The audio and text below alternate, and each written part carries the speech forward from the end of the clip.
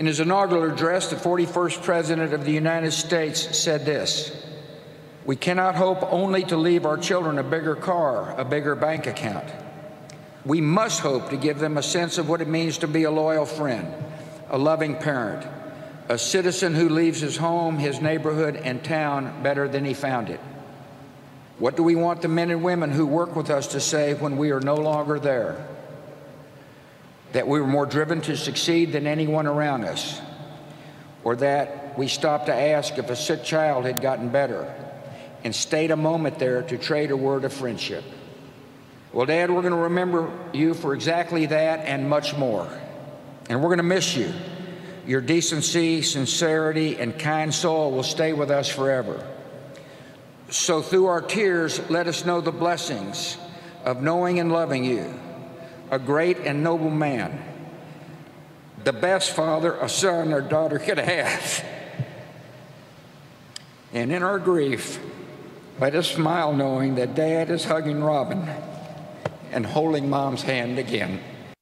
Now, the reference to Robin was a child who had predeceased President George H.W. Bush. And you heard President George W. Bush's voice getting a bit shaky as he eulogized his father. Now, having said that, it's amazing to me.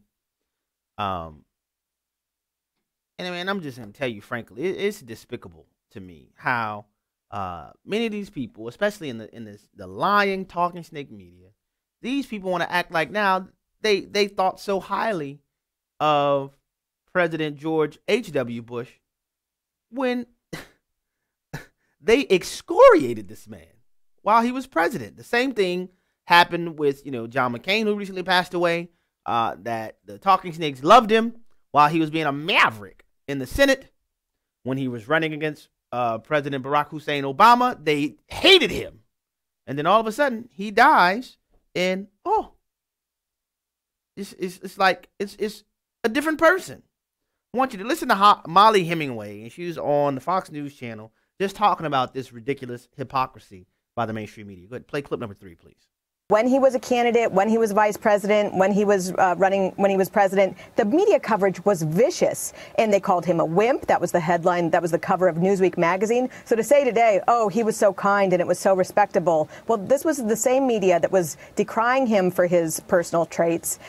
They lied about him, about his reaction to a supermarket scanner, which is something that the New York Times not only never corrected, they repeated it just yesterday. And his media coverage was so bad that his primary campaign bumper sticker when he ran for re-election was "Annoy the media, re-elect Bush." To say that he did not run a campaign against the media is just wrong. And so people are rewriting history here in a way that is not okay. It's not okay. And it's despicable. Listen, the reality is the only Republicans that the talking snake media seems to love are the Republicans in name only, the Republicrats and the dead Republicans. Those are the ones they love. So if you're a Republican, you should know now. If you really want to be loved by the mainstream media, the only way to do so is if you die. Because that is when they will begin to herald you in such a way. And it's utterly despicable. I didn't even pull the audio of this, but Meghan McCain and Joy Hee-Haw got into a shouting match on The View because Behar wanted to take the opportunity of President George H.W. Bush's passing away to talk about Donald Trump. And Meghan McCain was like, no, we don't need to talk about Trump today. And Joy Behar got upset, so they start arguing on television. And Hee-Haw threatened to quit because he says, Meghan McCain is out of control. That's what she said. Moving on. Only had a few minutes left. These people, I'm telling you. Senator Maize Hirono. Telling you, I learned a long time ago, when people tell you who they are, believe them. Senator Maize Hirono, you know her, the senator from Hawaii. Most of us never even knew who she was until this latest Justice Brett Kavanaugh confirmation debacle.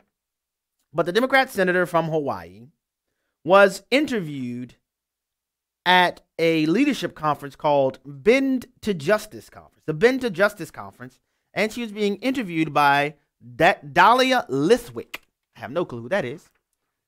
Dahlia Lithwick. And Miss Lithwick was asking Senator Hirono a litany of questions as to how to get the Democrat base to understand the importance of federal court nominees, as if they don't already understand that. I mean, do I need to say the names Robert N. Bork? Do I need to say that? Well, in the course of answering that question, Senator Hirono had an interesting explanation as to why Democrats have a difficult time connecting with voters.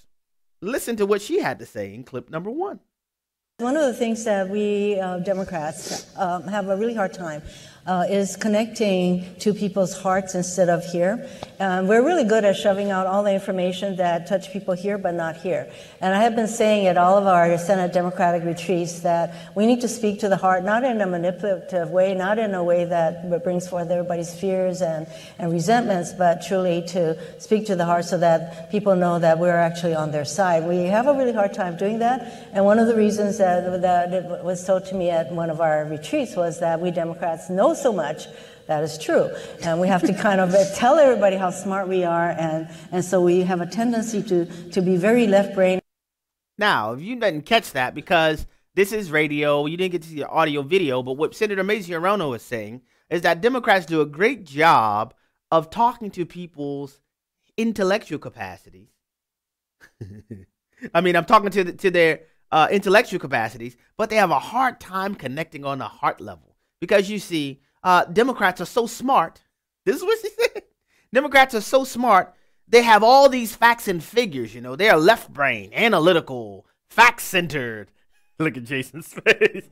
Fact-centered, you know, so logical in their arguments. They have a very difficult time connecting with the regular person on a heart level.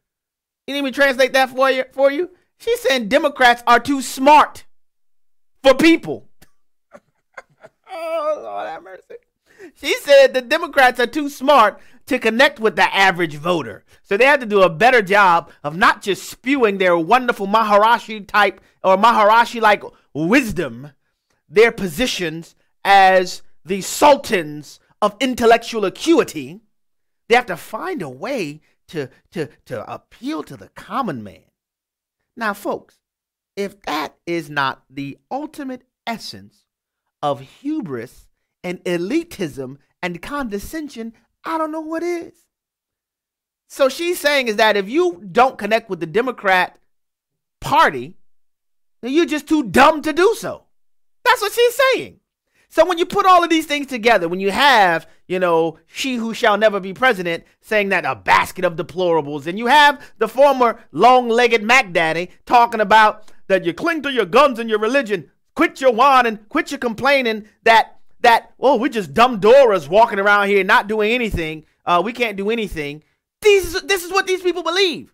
And so if you really want to know why the Democrat Party believes so stridently into the ever increase of government, is because they believe you are too dumb to run your own life. That's what they believe.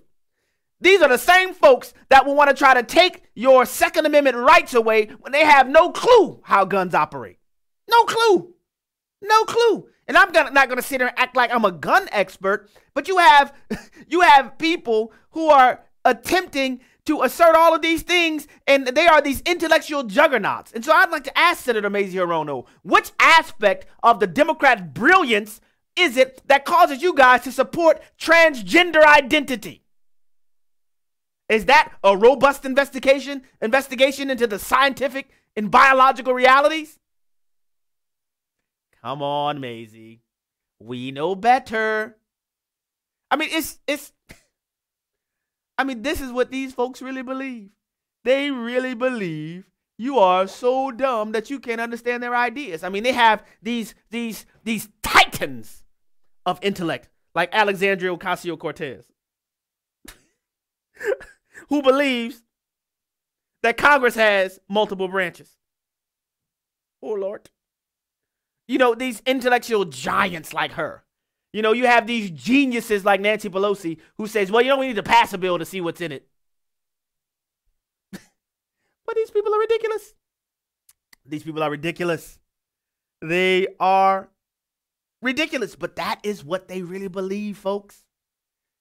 You know, we have all this left brain action going on, you know. We're so left-brained. We have to find a way, you know, not in a manipulative way. Man, that's all y'all do. Let's stop with the foolishness. That is all you do. You say we need to have, you know, single payer medicine, single payer health insurance, and then people on the conservative side say, how are you going to pay for it? And this is your response. You only care about how we're going to pay for it when we want to advance our own initiatives. That's not answering the question.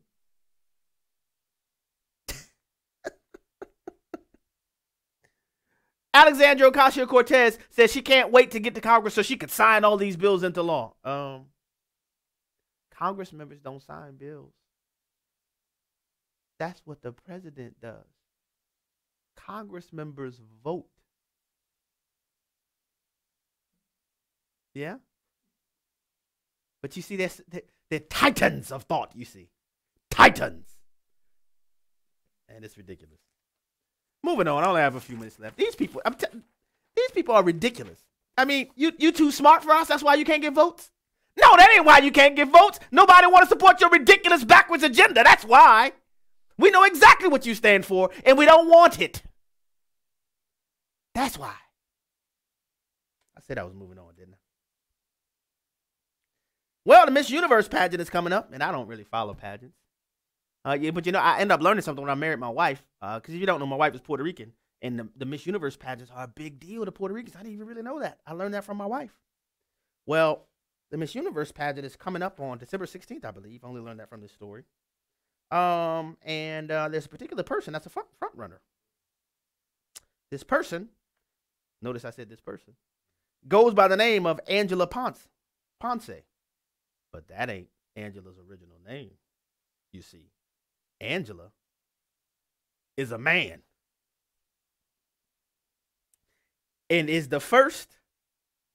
would be the first transgender contestant to win the Miss Universe pageant.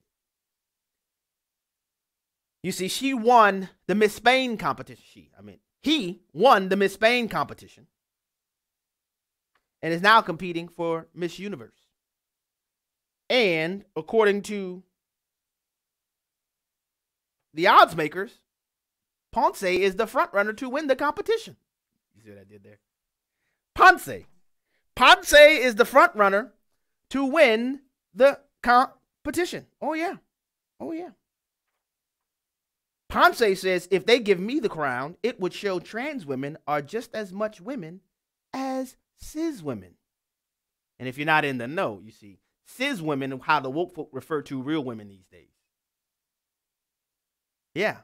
So, again, let me go back to Maize Hirono. So how smart is it for you, Maize Hirono, to be a part of a political platform in your agenda to where you say you want to uplift women, but you really set the stage for men to dominate all things that even include what women traditionally were involved in? So now you got a man that's going to win the Miss Universe pageant. Isn't that such a progressive thought? And if you ever wonder why I call it regressive, exhibit number 1. They're so regressive that they're going to celebrate the fact that a man is now winning the Miss Universe pageant. Get the gun. Not for violence. That's a saying from New Orleans. Y'all may not know. It has nothing to do with violence. You know what I'm talking about. But yeah, so I'm just telling you. Miss Universe, Mr. Universe, no matter. Who cares? And getting back to the way I started the program, this is what I meant to get to all along.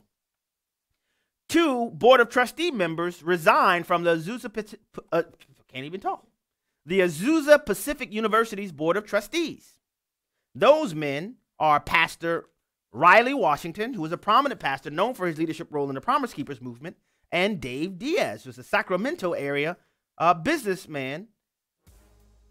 And they both resigned from the board. Azusa Pacific University was the first Christian college on the West Coast, where Pastor Washington and Mr. Diaz resigned from the board because, as Pastor Washington said, quote, after fervent prayer and with integrity of heart, I cannot continue to be a part of these violations of God's word. What violations, you say? Because the Azusa Pacific University is pulling the dagle. Man, this girl's name's becoming to a verb. They are bending to the sexual deviancy orthodoxy of the day. If you remember back in September, the university made the decision to change its handbook code to allow, for the first time, the public display of same-sex relationships. Board members said, that's enough. We're out. Former board member Diaz says, I have very deep concerns about the long-term viability of Azusa Pacific University as a God-first university. Folks, it's not just singers. Schools are having the same problems bowing to this juggernaut. The views and opinions expressed in this broadcast may not necessarily reflect those of the American Family Association or American Family Radio.